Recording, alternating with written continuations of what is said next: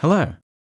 Thank you for buying a SmartMotion e-City or e-Urban electric bike, which has gone on to become one of Australia and New Zealand's best loved and used electric bikes, especially within the commuter markets. In this video series, we will introduce you to your new electric bike, and in this first section, how to use and care for your battery and charger. But this video makes an excellent resource and guide for any electric bicycle battery once the unique traits are accounted for. As we get started here, the most important thing you need to know is how to turn your battery and thereby your bike on. If you stand at the back of the bike or hold the battery, you should see a switch of some form. Now there can be some variation between production runs, but generally it is a rocker switch with a moisture cover over it, and please remember not to damage this by being too forceful. This switch acts as a master switch in the same way that the fuse box does in your own home. So, switch it on now if you want to power up your electric bike.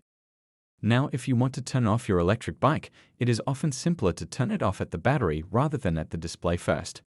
Also, don't worry, as this won't hurt the bike either and could be said to be the preferential way to turn it off, as it drains the system of any residual power. It can be useful to remember that the battery can go into an energy conservation mode after about 1 hour. If this happens, just wake the battery up by turning the switch off and on again. And just like a computer, if you have any problems with the bike, it can be useful to give it a fresh start by turning it off and on again. It must also be noted that some production runs do not allow you to switch the battery on while in a charging mode or similar situations. Rest assured that this was done for your safety.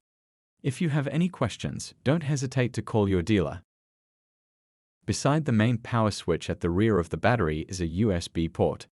As far as the end customer is concerned, this provides a useful charge facility for any USB device you may have.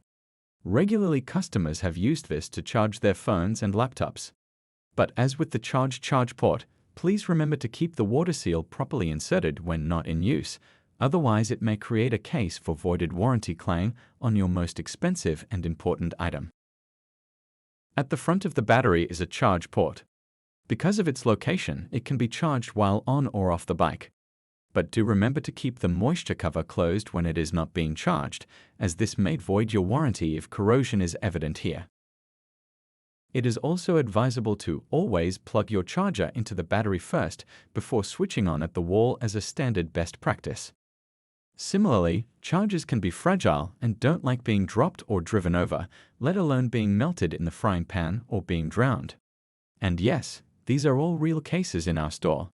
So remember to treat your chargers gently for the best possible lifespan.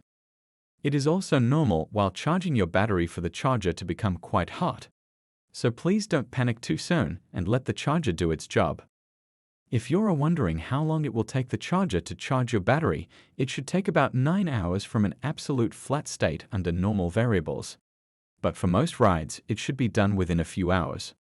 Keeping an extra charger at work can also be a great way to both protect your charger from damage while also potentially increase the working life of your battery at the same time. It also allows the boss to pay for your electricity rather than you. Now, in your battery and in your chargers, there are safety kill switches to protect from the damaging effects of overcharging. That way, if one doesn't work, the others will. But on this point, while leaving your battery on charge overnight or even for 24 hours should be fine, leaving your battery on charge for days or even weeks will void your warranty. This is because while the charge cycle has been completed, the charger will still put out regular little amounts of power to see if there is anything wanting to be charged. But these very minuscule amounts of power will eventually overcharge the battery cells and potentially result in fire. It is needless to say that this will void your warranty.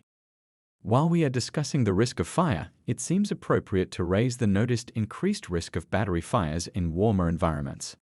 Therefore, please don't leave your battery for hours on end to bake in the hot tropical and summer sun, as this may result in thermal runaway and is never prudent. Such was the 2016 Cairns denizen who left his bike on the back of his caravan in the tropical midday sun, only to return to a ruined bike and char marks on his paintwork. While it was true that his battery was comprised of the more volatile and energy-dense lithium polymer cells, the warning should escape none. So, as a general rule, please park your bike in the shade wherever possible. Thank you. With these considerations in mind, and remembering that lithium is a Class 9 miscellaneous dangerous good, we ask that you always charge in an open-air location, such as under an awning, in an open garage or shed, and not leaning against other volatile materials. Remember, safety is everyone's responsibility and we care about you.